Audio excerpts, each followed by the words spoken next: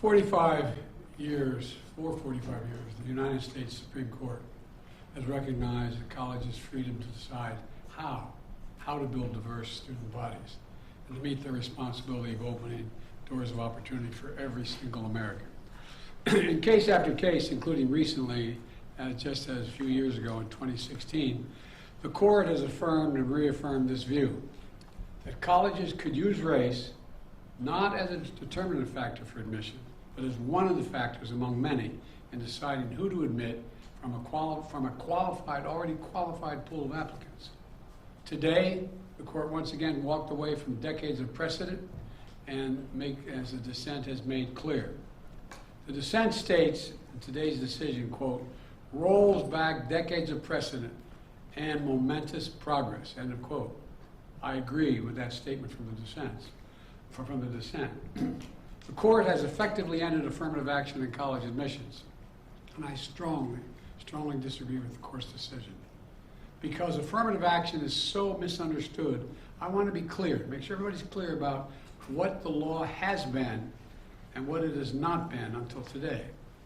Many people wrongly believe that affirmative action allows unqualified students to be admitted ahead of qualified students. This is not how college admissions work. Rather, colleges set out standards for admission, and every student has to meet those standards. Then and only then, after first meeting the qualifications required by the school, do colleges look at other factors in addition to their grades, such as race.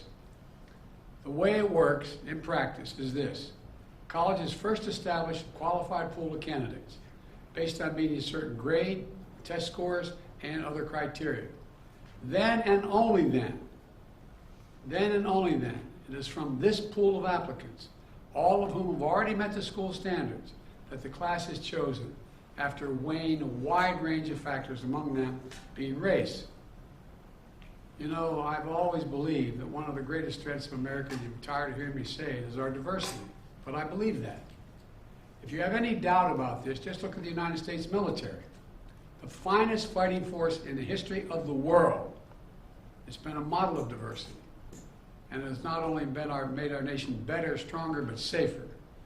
I believe the same is true for our schools.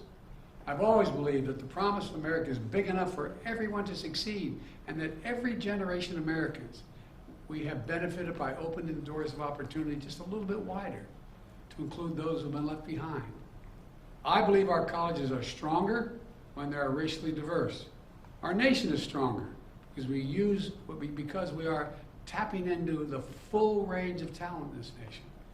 I also believe that while talent, creativity, and hard work are everywhere across this country, not equal opportunity. It is not everywhere across this country.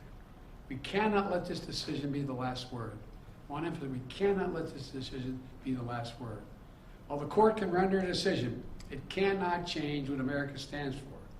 America is an idea unique in the world, an idea of hope and opportunity, of possibilities, of giving everyone a fair shot, of leaving no one behind.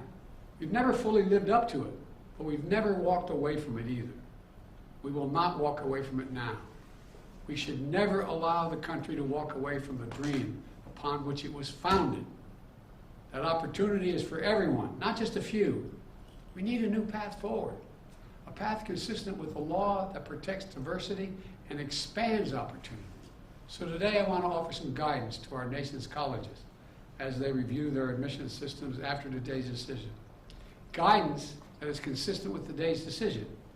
They should not abandon, let me say this again, they should not abandon their commitment to ensure student bodies of diverse backgrounds and experience that reflect all of America.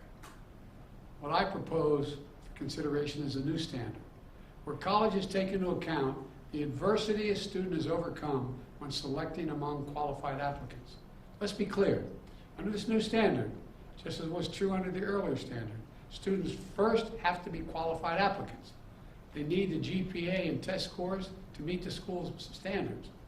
Once that test is met, then adversity should be considered, including a student's lack of financial means, because we know too few students of low-income families, whether in big cities or rural communities, are getting an opportunity to go to college. when a poor kid, maybe the first in the family to go to college, gets the same grades and test scores as a wealthy kid, whose whole family's gone to the most elite colleges in the country, and whose path has been a lot easier. Well, the kid who faced tougher challenges has demonstrated more grit, more determination, and that should be a factor that colleges should take into account in admissions, and many still do. It also means examining where a student grew up and went to high school. It means understanding the particular hardships that each individual student has faced in life, including racial discrimination that individuals have faced in their own lives. The court says, quote, "Nothing in this opinion should be construed as prohibiting universities from considering an application's discussion of how race has affected his or her life, but be it through discrimination or inspiration or otherwise," end of quote. Because the truth is, we all know it, discrimination still exists in America. Discrimination still exists in America. Discrimination still exists in America. Today's decision does not change that. It's a simple fact. If a student had to overcome adversity on their path to education, college should recognize and value that. Our nation's colleges and universities should be engines of expanding opportunity through upward mobility. But today, too often, that's not the case. Statistics, one statistic, students from the top 1% of family incomes in America are 77 times more likely to get into elite college than one from the bottom 20% of family incomes. 77% greater opportunity. Today, for too many schools, the only people who benefit from the system are the wealthy and the well-connected. The odds have been stacked against working people for much too long. We need a higher education system that works for everyone, from Appalachia to Atlanta and to far beyond. We can and must do better, and we will. Today, I'm directing the Department of Education to analyze what practices help build more inclusive and diverse student bodies and what practices hold that back. Practices like legacy admissions and other systems that expand privilege instead of opportunity. Colleges and universities should continue their commitment to support, retain, and graduate diverse students and classes. You know, companies who are already realizing the value of diversity should not use this decision as an excuse to turn away from diversity either. We can't go backwards.